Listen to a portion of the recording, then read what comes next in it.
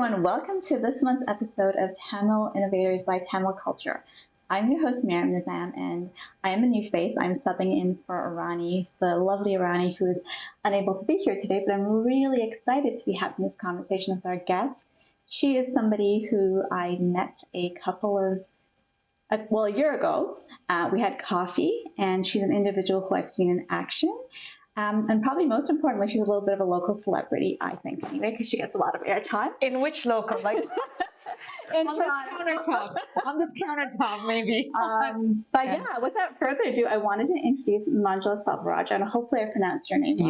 You have. Cool. Well, thank you for having me. Yeah, lovely to see you today, and a great way to spend a fall day. Yeah. Because it's cold outside. It's suddenly cold, kind of. Yeah. Yeah, fair enough. Well, listen, for anyone who doesn't know you, Manjula is, in Canada at least, she is a journalist, a columnist, a radio and podcast host and speaker. But let's not forget two other really important roles she plays. She's a wife and a very dedicated mother, as far as I've known, because I had a long chat with her about her kids. But today we are here to talk to you about, well, number one, your career and how you've gone, because you've had a really interesting path. But I also wanted to talk to you about something that is really important in the area that you work in, which is how we access and identify information that is accurate and right, just because there's a sea of information out there. Mm-hmm. And I think in today's world, when you think about it, number one, there's a lot going on, but just in the digital age, not only is there just a ton of information, but it's also coming from a ton of different sources. Yeah. And how do you differentiate and identify what that's right and wrong so that viewers can make good decisions when they're accessing information. So hopefully you're up for chatting about that.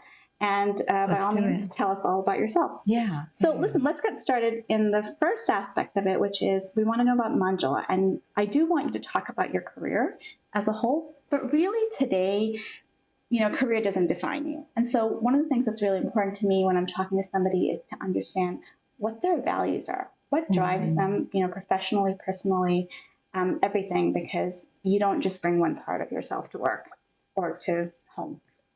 Yeah, it's so funny that you say that, because I do think that understanding what those values and priorities are matters so much more when there's so many pressures on you day to day. So I would say that the simple ways, I'll go through sort of four things that I observe. The first one is that I really hustle at everything that I do. I know it sounds so cliched, but it's how I've done everything that I do. Even when I sort of bake something, I hustle at it, whatever it is, right? So that's something that I always bring to work and to my personal life. The second thing that I would say is that, and this is something that I've learned over time to be better at, is I try to take in this really broad set of joyful experiences. I really try to vary it. So in any month, I go to talks by kind of interesting people. I watch interesting documentaries. I try to have coffees with interesting people. I read a lot. I just take in, because I still feel like I need to have joy in my brain, but that joy can't just be sitting in front of a couch and watching a show on Netflix. I feel like it has to be shaped in those ways.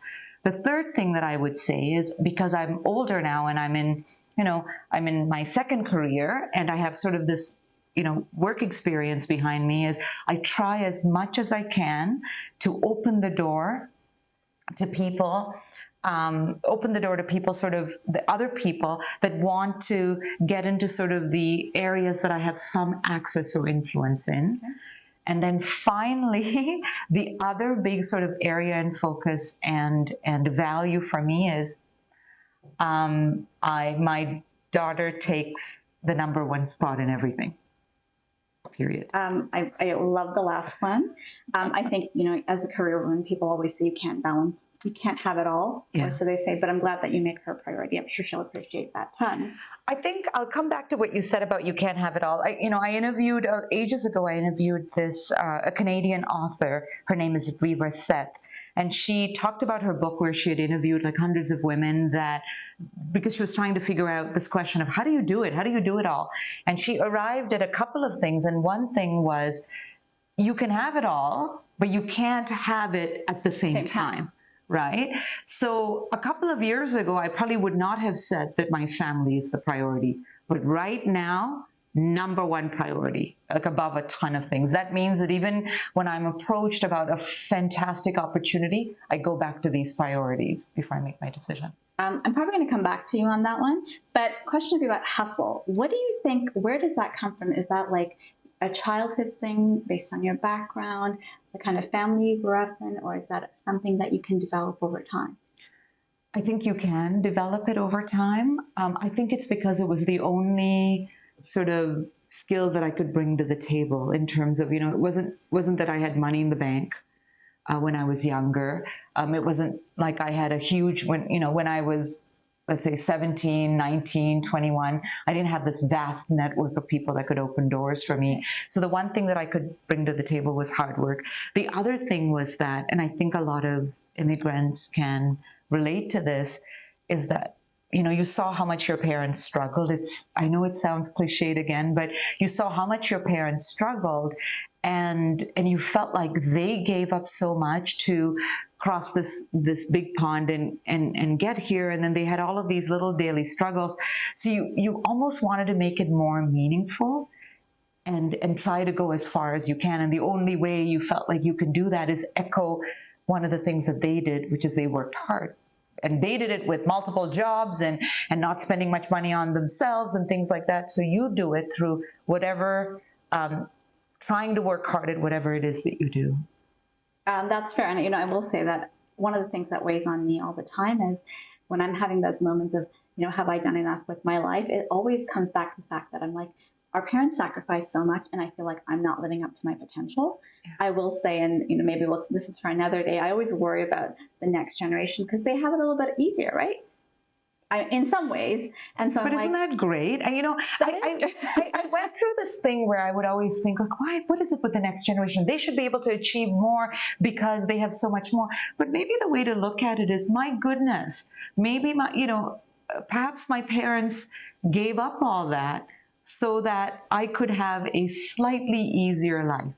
It's just, I think we have to be very cautious about, as much as I preach this idea of hustle and hard work, at the end of the day, if you're ready to hustle and work hard, the system will take everything out of you. Fair enough. Right? So I also like the fact that I run into young people who are like, hey, I also want to live a good life. And I think, it's so good to hear that, because I'm Gen X. Gen X, this is all we believed in, hard work. And it's lovely to hear from another generation that, maybe we need a little, that's where this idea of joyful experiences actually comes from.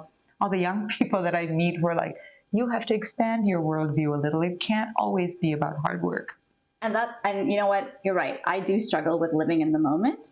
And this is probably the first time somebody's given me an alternative view to my millennials are, don't do anything, the world is doomed. Mm-hmm. So I appreciate you giving us a different perspective on this. I also don't have kids, so every time I see somebody who is like slacking off or anything, I'm like, we're screwed. Clearly. I see what you mean. Okay, got it. Okay, listen, let's move to this. You are a journalist today, and you talked about a second career. But what were you before this? And I find this incredibly fascinating as to why you made the change. So I graduated from engineering, and I ended up working for an amazing Toronto startup called Eloqua. I was leading their marketing team, and it's a job that I loved. Bags under my eyes. that was what I got out of it. But it was I met some incredible people. Found some incredible mentors, phenomenal experience. I was so blessed to have had that. And some days I don't know what I've done, what kind of karma I've put out in the universe, that I can have this experience that I loved and then be able now to do another experience that I love, which is, work as a journalist for the public broadcaster. So anyway, I don't know how I ended up having both of these incredible things in my life, but I have. So why journalism? Well, the switch it's a story, okay, right? We love stories. Yeah, it's a strange story. So I was working for the startup. I took some time off. It was a very intense experience. I think I'd been there about 8-9 years. So I took some time off to start a family.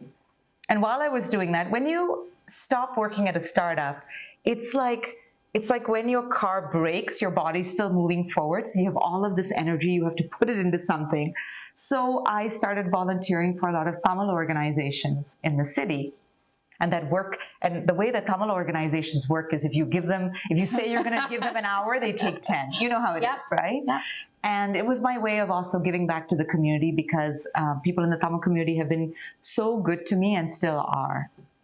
So I was doing all this volunteer work. And then I think this was around 2010, a boat of migrants, Tamil migrants, landed off the coast of BC. And it was a very emotional time for the community. And there was a lot of coverage in the media painting these people as, oh, they must be terrible people, or whatever, just painting them in a negative way. And so because I was doing this volunteer work, suddenly I got put in front of the mic. And the only thing I was doing was trying to tell Canadians that, don't demonize these people before we've heard their story. I just implore that you listen to their story. That's all I did. But it was something like 4 days. I think I did 30 interviews. It was radio, print. It was just an onslaught because of the amount of interest that people had in this boat and misunderstandings. And going through this process, I came to respect the people at the other end of the mic, the journalists, because here they were parachuted into the story and they made such an effort to learn about Tamils. They were like, where are you from? Explain what Sudamala is or Sandalipai is. Like, they were just so involved. And I came to respect them. And I also came to realize that there was a need for diversity in that space. Okay. And those 4 days, that was what lit the spark. It was like I was in the middle of this break thinking, I will go back to tech. And all of a sudden I was like, I think I'll go into journalism. That was it. And so I did my research. I started speaking to a lot of mentors, all of whom advised me not to go into journalism, including senior people in journalism that I was directed to who were like, please do not make this change. But I decided to hedge my bets and I made the switch, and I'm very grateful for where I've landed. So no regrets? No regrets, okay. No. Well, you know what? You're kind of one of those lucky people. Some people spend their whole lives unhappy where they are, but unsure where they're supposed to go next. Mm-hmm. And kind of life handed you something in an unexpected way. I would be also very cautious about looking for love through your work. In your work. I think that work is work. I think that no matter what you do, like I remember once speaking to a filmmaker phenomenal filmmaker who said, I love making films. This is my dream. I'm so glad I get to do it. But I only make films for 5% of the time. 95% of the time I spend on logistics and raising money. Right?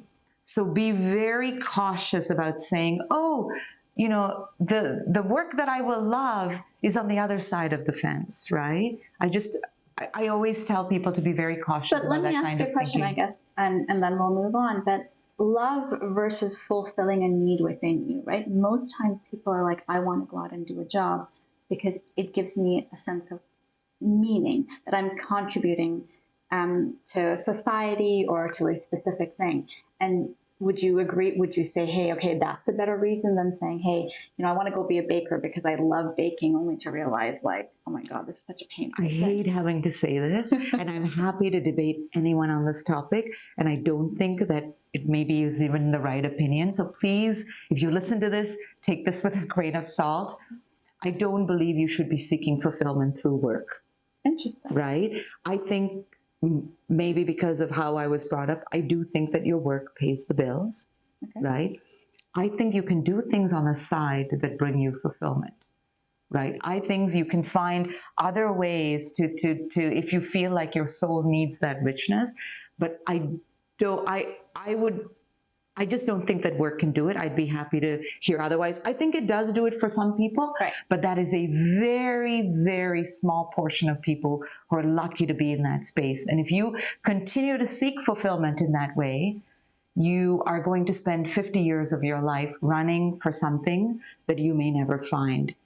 Right. So I just would be very cautious around that. I can tell you want to debate that. No, and I'm like, we need to have another episode on this, but we're going to move on for right now. Okay. But I do like that in everything you've kind of given an alternative perspective, and that's helpful because I think that's what people are looking for, right? We have been fed a specific and certain way of thinking about things, and when the tables turn or when you hit a crossroads in your life, all of a sudden you get very uncomfortable because you're like, this is not what I thought I was supposed to get out of this.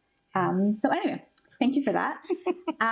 Okay, but let's stay on your journalism career for a bit. You run a podcast currently. Can you tell us a little bit about that? Yeah. So I do a couple of different things. I also do, I cover technology for the CBC. I also occasionally host some of their shows there. But this is another project that I'm working on. It's called Solve for X. Okay. It's made by Mars Discovery District, which is this really influential hub for innovation based out of Toronto, but for Canada. Okay. And what we try to do with this podcast is we try to look at technologies that are reshaping the world. So as an example, can AI predict the next pandemic? Can we geoengineer our oceans to absorb some of the pollution out there and perhaps, deal with the effects of climate change? Could we use robots to preserve our wildlife? Like all of these sort of crazy ideas. So this is what we try to look at in the podcast. So I go to interview authors, scientists, startup founders, policymakers. And I think it's a really great listen. It's a great listen for anyone who is really fired up about these issues, fired up about climate change, or really even just fired up to start a new business or start an idea. And so how long has this podcast been running? So this is our second year. Okay. Season 2 is out. I think we're at episode 2 or 3 now. Give it a listen. Yeah. Any interviews that you're like, hey, you must listen because this was such an amazing one? Oh my gosh. There's so many. There was one that I did with a gentleman called Dr. Kamran Khan. He's an infectious disease specialist. Mm-hmm. So this is a guy that has sort of years of experience dealing with infectious disease. He was here. He started his career around SARS and then, of course, is dealing with COVID as well. Right. So he has a company called Blue Dot that actually is AI that is trying to predict the next pandemic. And they actually predicted COVID a couple of months before COVID arrived on our shores. So it was just a really fascinating discussion. But there's a point that I'm going to tell you that you're going to love out of the conversation that I had with him. At one point, we both, as I was interviewing him, we both realized, him and I, that both of us have traveled more in our lives than collectively 4 or 5 generations before. So as an example, my grandmother, my great-grandmother, my great-great may not have left like the north or the east of Sri Lanka. Right. Meanwhile, I have in my lifetime worked in multiple continents, lived in multiple continents, traveled, to places for fun. Like it's just, so in a way, I'm a vector for disease and they weren't. Right. So it was just a really fascinating discussion. I spoke to authors of food books. Like there's so many interviews that I can touch on. But his stood out for me because there was that personal connection there too. Well, definitely going to give it a listen. And I was thinking about us being put in lockdown and not being able to travel the other day. And I was like, why? Why did we think that was a good idea? Right? But I mean, I can understand it now. But you know what's funny about this entire thing? Blue Dot, I've actually heard of them. And I went to one of their... Yeah, because you're in the tech space. Yeah, but they were about, I think 5 or 6 years ago, they were pitching at a startup competition and wanted to kind of make you aware of it. And so that's how I met it. And I've actually been to Blue Dot's offices. You have, yeah. Yes. I've never met Dr. Cameron, but... Yeah, it's kind of cool. When I was in their offices, I got to see a map of the globe and kind of these, like, how diseases are emerging and how they track them. But it's such a fascinating field to be working in. And, the other thing that I will say that I thought was cool is we did an episode on changing tastes and food, that how can we feed the world of the future, which was you know that we only have so much land that we can farm on. Climate change is affecting how we grow food. I got to taste crickets because we were looking at the food of the future. Okay. Yeah. How was that? You're a foodie. I think. Hey, it's a high source of protein, and I'm not getting enough protein, so Yes. I'm open to testing that out. You are. I am. Okay. Do you need me? No, is that a commitment? That's a commitment. Okay. Yeah, Okay. I can do it. I'll remember that. Okay. So you're a journalist. Can you walk me through, before we get into the information question, what do you think is your responsibility as a journalist? To the public, to the information you engage with, to your peers? Okay. I would say it is to listen, to inform people with vetted and validated information, and to make you think. Okay. And so my next question I have is, how do you vet and validate information? And then how do you keep personal bias out of it? So the vetting and the validating, I think that people seem to romanticize journalism as, and that's not it. Actually, I would say, I had a story that went to, is it Wednesday? Yeah, story that aired today across the country. And I would say that I probably spent 8 hours for that 5-minute piece, validating things and writing it and putting it together and getting the interviews. But validation is a huge thing. So what it means is that you attend a lot of things, you do a tremendous amount of research. If someone says something to you, I'm interviewing someone and they say, well, you know that 20,000 people bought EVs last year. They may have said it to you, but you have to go validate it before you can use that quote. Right. Even though people may say, does it matter whether 20,000 EVs is right or not? Yeah, it does. Because we're now putting it under the banner of a media outlet. So everything, their title has to be verified. You have to and then once you're done working on the piece, recognizing your bias, making sure that you have balance, then there is an editor who comes in and checks to make sure that there is an editorial process that is followed around that piece too. So there is, most media outlets, if they're putting out a piece of journalism, that is what they observe. And that's not even speaking about, if a company name is mentioned, you have to reach, like in my example, there was the name of a really giant automaker that was mentioned. I had to contact their PR people and say, can you comment on this? I cannot go to air without doing that. Right. So these are some of the things that when people are putting together a journalistic piece that they do. Now, and I appreciate you giving me that insight, but I actually only really discovered how hard it is to write a journalistic, like an opinion piece. Like, I think everyday news maybe has a slightly different take to it, and I'm sure it still goes through the process. But I don't know if you watched the Harvey Weinstein movie that came out. I have not. Okay, and so right now I'm forgetting the name of it. Okay. But if you watch how much validation vetting they traveled across the globe, they could for months. It took them like almost a year to be able to kind of put that information out there. Number one, it's a whole new level of respect. Yeah. And probably recognition. There's a lot of controls that go into it, but fantastic movie, and I would suggest you watch it just to see. I think that's been on my list for a while of things to watch. I also know that it's shocking. Also, is what I've heard from people. Yeah, it is. It's shocking, and I think good for you that you watched that. You would cry about it a little bit because you're like, how did this guy get away with it? Yeah, exactly. Yeah, but I think that it's important that we hear people commenting on things. There's a difference between someone who's commenting on something and a journalistic process. I think when you're commenting things, sometimes the expectation is maybe a little bit lower than when you're doing a journalistic piece. And I think there's a real difference, right? Because people try to hold people that are influencers up to the same litmus test. Yeah. I think as long as commentator declares their bias or declares what affiliations they have, it's fine. That's why when you open up the Globe and Mail and you read an opinion piece, what does it say at the end of the opinion piece? The title and the organizations that they're affiliated with. So if they're pushing for more satellites in space, at the bottom it says, oh, I happen to work for a satellite company. And as long as that happens across a space where people comment on things, I think it's fair. I want to hear more opinions. I actually love hearing more opinions on different issues because, again, that is why I'm able to, when you say X, I'm able to present you with Y. Right.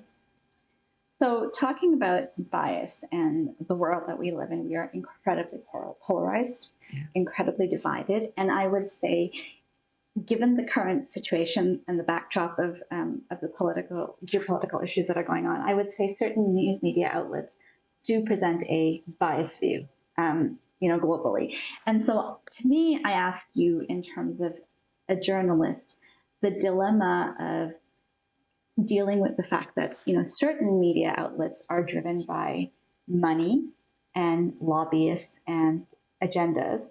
How does a journalist kind of deal with those blurry lines and still make sure that what needs to get out gets out? Wow, that's a massive question. It is a massive question. Okay, I'm going to answer it in a couple of different buckets. First of all, there've always been blurred lines. People have always tried blurring the lines in history. This is not a new thing that we're dealing with, by the way. The reason why it's more intense now is because of how interconnected we are, because of the reach of social media platforms and the reach of the internet. So that's one bucket. The second bucket, I think, that is underlying all of these things, and it's been reported on extensively, is that there is declining trust in government and institutions. I mean, I'm not the first person to say, you've heard it from multiple people. Yeah. And the problem is that's everything. There's eroding trust in banks, scientists, media outlets, any kind of institutions, everything, elections, everything. So what that means is that across the board, for anyone that's dealing with anything, whether it's war, a wildfire, or a virus, it's really difficult collectively to do anything. And I think it is more than, talking about bias and blurred lines. I think that the declining trust overall is something that we're going to feel in our democracy for years to come, right? But I would say, as a journalist then operating, and I'm going to speak for myself, though I see a lot of my incredible colleagues and people at other media outlets doing this, as a journalist in Canada, one of the things that I try to really do is recognize that now every piece of that process that I've mentioned matters so much more. Right? So that means that everything has to be tremendously researched, that I have to be really open-minded about everything that I listen to, right? And some of the things that I listen to would probably be podcasts and shows that the average person would find, or my family might find objectionable. Right. But I try to listen to kind of figure out, is there any meaning in this? Right? So I think the thing is that as a journalist, I just really, really try to make sure that I do really good, verified, validated work that is balanced, but at the same time, wholesome truth to power. So, right? Would it be correct on a given political issue, say in the U.S., you would watch CNN and Fox to get both perspectives? But CNN and Fox are not the two perspectives, well, yes. Right? I'm talking about other experts, yes. Right? Yeah. It's more that what you're trying to get a sense of is, you have to look at any issue and say, if you're going to imagine an issue and imagine all sorts of bubbles of thought around it, make sure that you at least tune into that other bubble, that you don't completely take your own bias to rule out that bubble, so at least that you understand where they're coming from, because there might be like a thread. Just like when we were talking about hard work and people saying, I've always preached hard work, till I heard people saying, there might actually be a problem around preaching so much hard work because people are actually overworking and not being paid for it, and companies are not being loyal, and there's precarious employment. I went, hold on a second, there's actually a gem of truth in that. Yeah. So I think in that same way, it allows you to kind of shape how you're going to report on something. Right. Fair enough. So open mind is probably the one big thing. Open mind and listening to a lot of things. Okay, yeah. Fair enough. So I was going to ask you the question of what advice would you give someone looking to get into journalism? So I think open mind and listening is definitely important. So what else? I'm also going to say some things that are difficult for young journalists to hear. And I do have a lot of people that contact me that ask for, a call for mentorship or reach out asking. And I try to tell them all of this before I give them any other advice. I'm going to say the same thing to you, so at least, I don't have to have 10 more individual calls. Yeah. It is hard to get a job as a journalist, period, because the market has been contracting. There are a lot of outlets that have fired people or laid off people or shut down. So just know that. Second thing is you have to really hustle hard to get a job in this field. Third thing is you have to be ready for really brutal feedback. People that will say, oh, your writing, oh, your TV presence, oh, your radio, or whatever it is.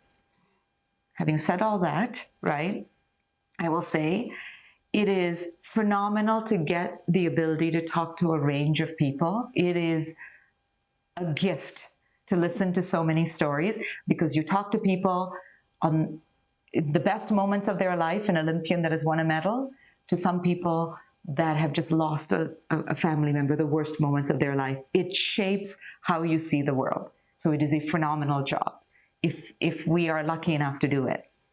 But I will say that above all of this, if you're starting out as a journalist, make sure that you have a really rich portfolio of work.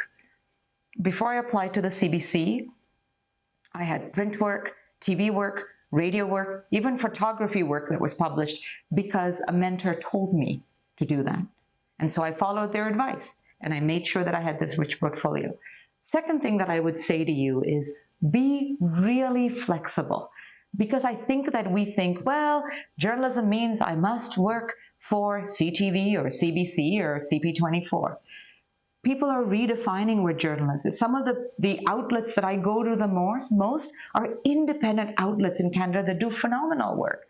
You can start your own. So be ready to be flexible and even consider PR if need be. But I think that you need to be really flexible about what a career in telling stories could look like.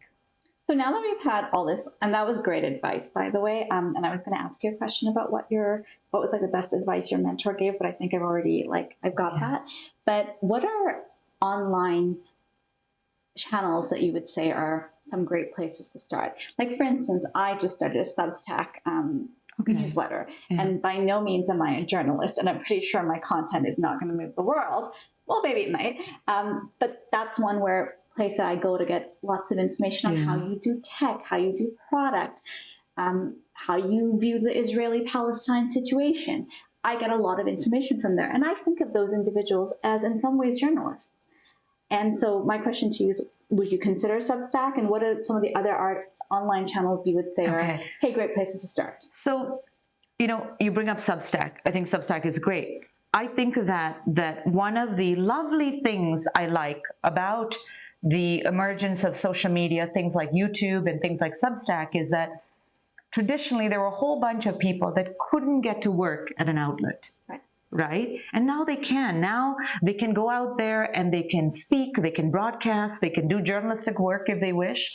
And this is not just here. We're seeing that in music, we're seeing that in art. I think of an example of a comedian that I love watching, Tamil comedian, Sundar V. Funny, right? Someone like him, would he have emerged because of all the gatekeeping that was in systems before? But he broke through to tremendous work, and because these platforms were available to him. I think of another person. This was someone that the researcher Amarsingham connected me with because I was looking to speak to a misinformation expert, and he pointed me to this woman called Abby Richards. She does TikToks under the handle Topology.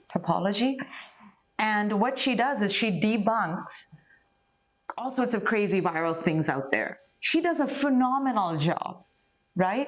Would she have broken through that? I'm not so sure. But I am so glad both of these people are there, because I follow her and I try to see what she's debunking now in terms of misinformation and disinformation. So I'm glad to hear that you're actually on Substack doing this. So I follow a whole bunch of YouTube channels, a whole bunch of independent podcasts. I read a bunch of things. One of my favorite places to find out what's happening at Queen's Park is a Substack newsletter. Okay. Yeah. So I would say this. So I definitely think that this would be another way that a journalist can kind of explore what works for them. but also make a voice for themselves, right? On any of these channels. Having said that, I have to share what some of my favorite independent places are. Please do. I'm not going to go into podcasts because there's too many, or Substack, there's too many, but I will say when it comes to, there are 3 outlets that I'm really impressed with. I will say for the record that I always listen to the CBC, a lot of it. I start every morning by making my daughter to listen to 5 minutes of radio. It is 5 minutes of a podcast called World this hour on CBC, because it covers international and Canadian news, and it kind of just informs you, and I want her to be informed about the world. So that's something we do every morning without fail. And then these 3 other outlets that I adore, one of them is The Conversation. It is an outlet that has articles written by academia. And it is in so what they know, which is usually in reports and all sorts of things that are difficult to read, in very simple language. It's a phenomenal a digital publication. The next one that I love is The Narwhal. They do great work on the environment. And the final one for people that are listening in Toronto is The Local. But even if you're not in Toronto, just look up The Local as an example of how you could start a phenomenal outlet and do really solid journalism. So those are. I've never heard of The Local. Definitely on my list, but Narwhal, I read, and very good stuff. Yeah. Okay, so I'm gonna try and wrap this up quickly. But you've been talking about your daughter and getting her informed and doing all these things. Now, I think of it. You talked about hustle, and I think of journalism as very much. You've got to be ready to go to catch the latest story, to be on top of things. And I remember hearing you changing your entire plan for your show the day that John Tory resigned. You had an entire plan and you changed at the last minute. Yeah, it was something like, I think I was going to bed. I had to host the show at 3 a.m. the next day. And I was like, he's not going to resign. He's not going to resign. I watched the press conference and I was like, oh, he's resigning. And then we just stayed up to work on the story. I remember that. So now the timing worked because, your daughter was sleeping. Yeah. But how do you manage being a mom, prioritizing all of that with this really high demanding, deadline-driven job that you have? I will say that I'm not the right person to talk about balance because I have a tremendous amount of support and I have an incredible extended family that do so many things. So I'll say that, but I want to talk about balance for a minute. Okay. This is a question that I've asked women a ton of times, and I don't think I've asked a lot of men. And the reason that we tend to ask women this question is because women, it's been reported, have this invisible workload that they carry, right? They tend to do, a larger share of the domestic responsibilities. They do a larger share of the caregiving. And this is actually something that I think affects their pay and affects how they ramp up in their careers. And even if you don't have the time to read a ton of reports, read the work of, the woman the economist that just won the Nobel Prize in economics. I'm trying to remember her name. For the life of me, I can't. She just won the Nobel Prize, but this is the area that she's focused on. And what she's shown is that this is one of the factors that affects women's pay and how they're able to move up in their careers. And the reason that I bring this up is that part of the problem around talking about balance is that the subtle message that we put out there is that it is up to the woman, and the onus is on the woman to figure out balance. How are you going to solve this problem of balance? Instead of fixing the system that makes it so that she has to find a balance, right? So that's the only thought that I would like to leave people with is that I'm going to get to your question. I just wanted to get that out of the way, that I think we do put the onus unfairly on women to solve this idea of balance instead of fixing systems. Having got that out of my system. Like I said, we could do a podcast about that one. And I know that you can relate to this. Most women that I speak to can. But if you do want some tips, I'll say, because I feel like I should still answer your question. I sleep. I really care about sleep. I can tell the difference in how I function in my day. If I sleep right or don't. So I so believe in sleep. It is like a magic superpower that you need to work on. Right? Like until 29, I could stay up all night, work, and I can still function like a normal human being. Now, if I don't sleep the night properly for the next 3 days, count me out of most anything. You just can't think logically. Yeah. That's one thing. Second thing that I would say is that I do it's a little obsessive, but I have a very, very particular morning and work routine. Okay. Very structured. I mean, it has crazy things in there. Like I take cold showers. I have to take 5 minutes of sunlight. I don't drink coffee past a certain time, all sorts of crazy things. But it's all gleaned from listening to a podcast called the Human Labs. Okay. He has these, you don't have to listen to all of them, but he has these great productivity techniques that are based on science, evidence-based. Mm-hmm. And I follow that just because I have to be kind of effective about my day. And finally, I would say that I try to spend as much time with my family as possible because I just worry that I have aging parents, and I worry that I'm going to miss time out with my husband, my daughter, if I don't. And I try as much as I can to sort of stay positive about things, because I think that working and taking in the news cycle as a journalist can be very hard. We were just talking about this before we started, right? Before we started, yeah, because I know that you've been watching things on the war that's going on. I've been doing the same, and it can actually really affect yourself as well. So you have to make sure that you take care of yourself. And I guess coming back to one of your first values about finding joy in everything, I think that's true of anything, right? Like even if you're having the worst day of your life, I think somebody said you can still find something to appreciate, and that grief and happiness can live at the same table. Yes. Oh, I love that line. You can listen to that line on my podcast because one of my interviewers said it to me. Okay. Last question, leaving out your journalism and everything else and being busy, you still contribute so much to the Tamil community. And so not as much as before sometimes, I think. But given what you have on the plate, so tell me about Tamil Women Rising. Yeah, so it's interesting because whenever I sort of have a break in my career, I kind of volunteer for the community, get exhausted doing that, and then get out quickly because I have to focus back on things. So Tamil Women Rising it's just my way of trying to give back to the community in whatever way that I can.